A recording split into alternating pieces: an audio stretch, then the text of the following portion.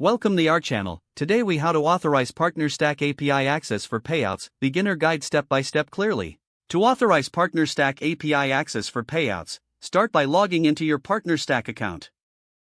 Navigate to the dashboard where you will find your account information.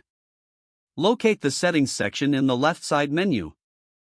Click on API access from the drop-down options.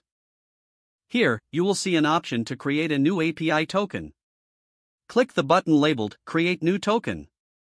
A pop-up window will appear prompting you to name your new token. Enter a descriptive name for your token to easily identify its purpose. Next, select the permissions you wish to grant this token.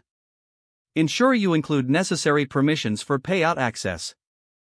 Once you've selected the appropriate permissions, click Generate Token. The system will generate an API token for you.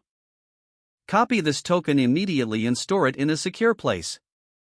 Remember, you won't be able to see the token again after you close this window.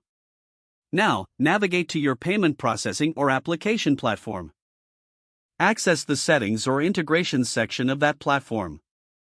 Look for an option to connect to an API or third-party service. Paste the API token you copied into the appropriate field. Save your changes and complete any additional configuration required. You have now authorized API access for payouts through PartnerStack. To confirm everything is set up correctly, test the integration with a sample payout. Check the logs or activity feed in your PartnerStack account for successful transactions. If everything works smoothly, you have completed the authorization process. If the page does not load, refresh the browser or try again in a private or incognito window. Make sure you are using the correct email address, then retype it carefully to avoid small typos.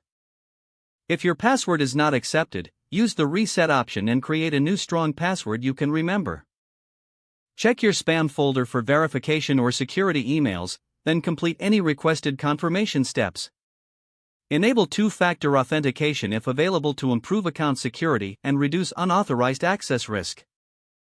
After signing in, review your profile details so your contact information and settings are accurate and current.